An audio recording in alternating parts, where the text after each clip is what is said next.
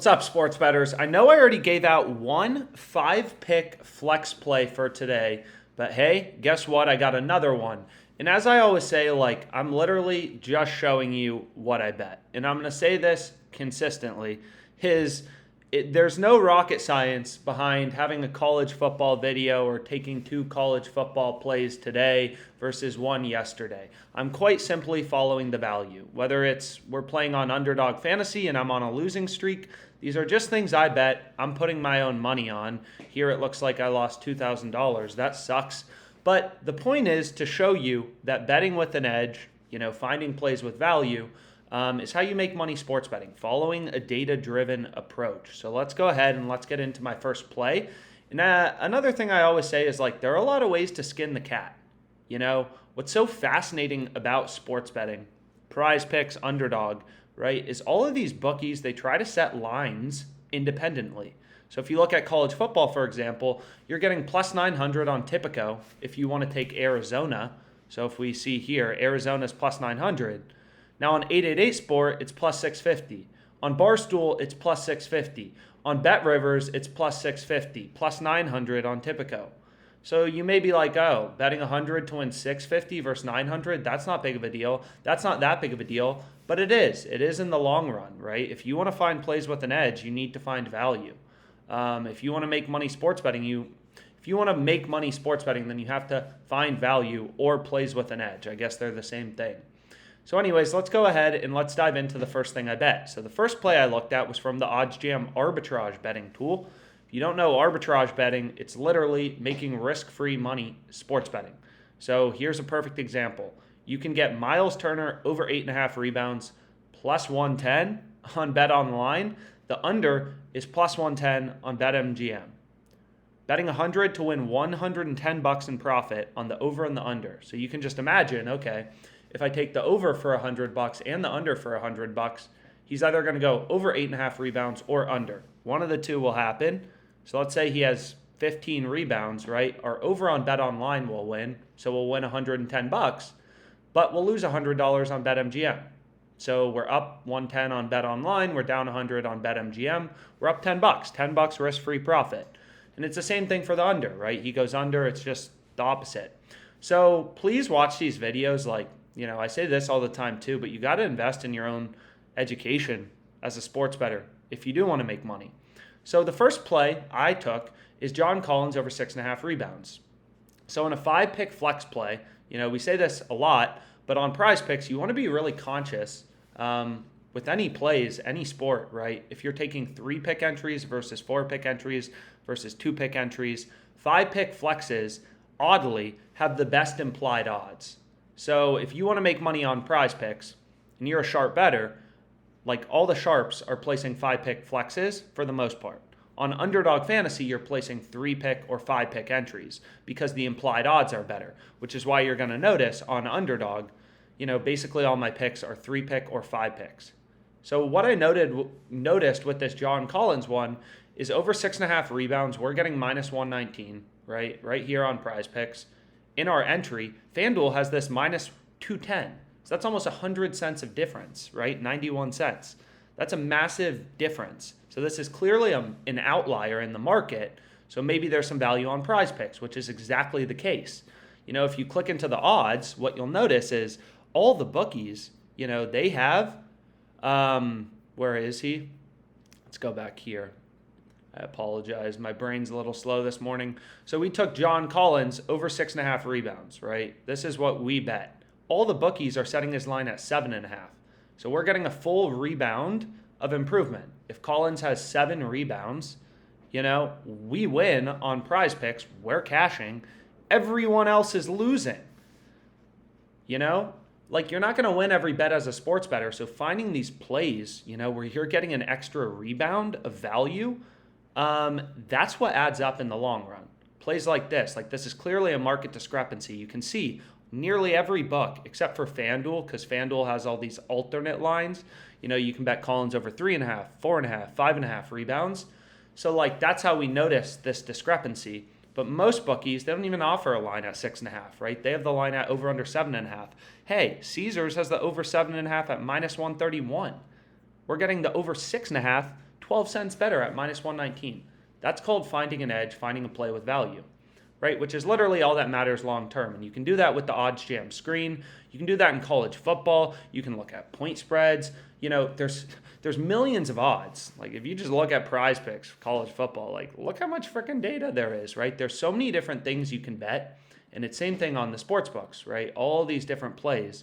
So all OddsJam does is consolidate that data, show you that data in a bunch of different ways. So this is the screen, so showing you data in a screen format, as well as an arbitrage tool, pointing out where sportsbooks have such big discrepancies that you can bet on the over on one, the under on another, equal and opposite outcomes, and make a risk-free profit. So all of these plays are from the arbitrage tool.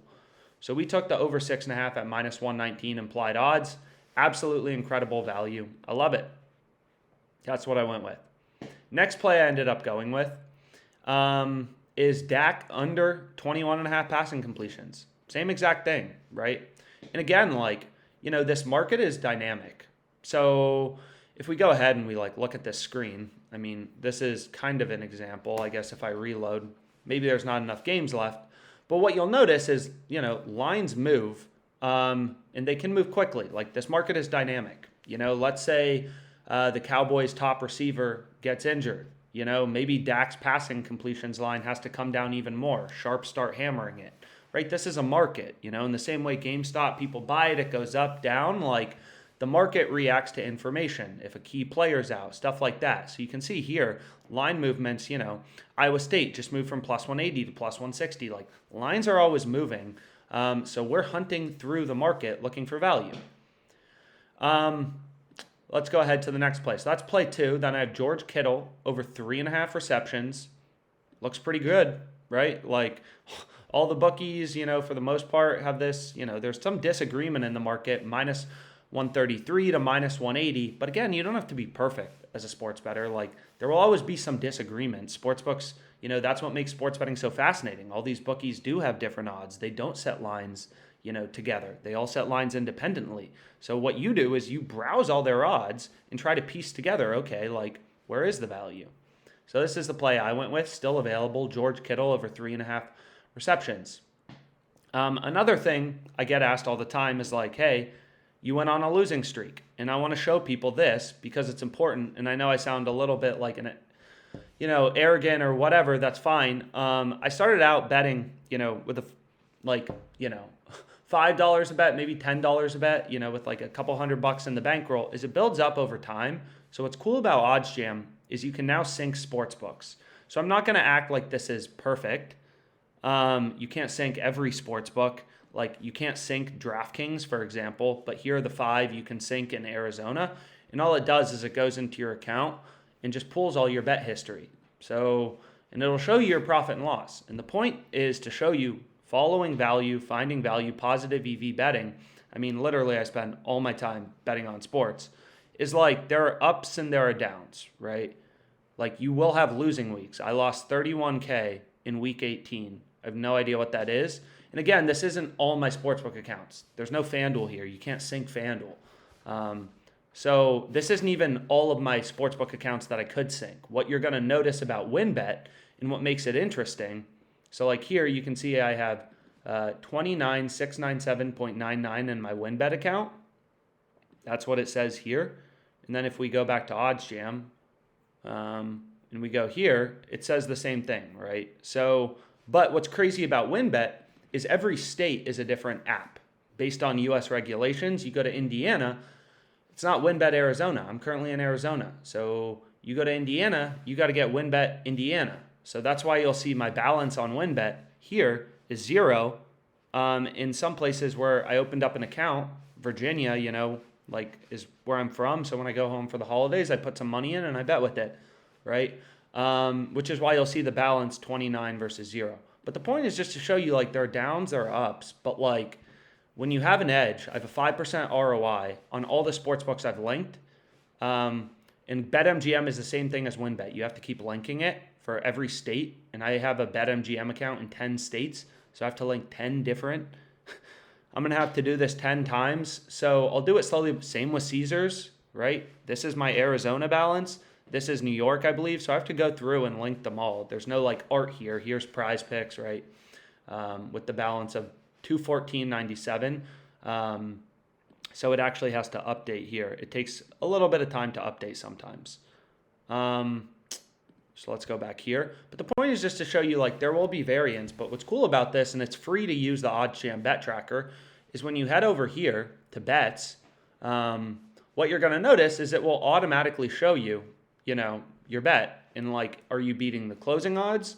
Whatever. So I bet, as you can see, it says synced from Sharp Sports, this company that just does, like, syncing or whatever. I'm not sure how they do it. But you can see we have Vikings-Bills under 43.5 points at -110. I bet it. Now it's not good CLV, so I should actually probably cash it out, but I can't cash it out. Or can I cash it out? I can't cash it out. But you can see that's my bet right there, all right? I placed that, sometime, and now it's in my bet tracker. It's really that simple. This was my last bet I placed. So, and you'll see it automatically grades your bets as wins or losses, as you can see here, right? We got PrizePicks. We got a bunch of stuff I got open. I bet all day long. So, like, I can't shove everything into YouTube video. But let's continue to go through.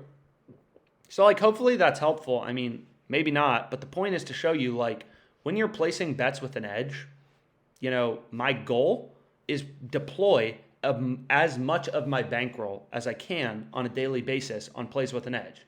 Nothing would be better than that. But, of course, that's not completely possible because, for example, if we go here, let's just say I try to put together this 2-pick entry.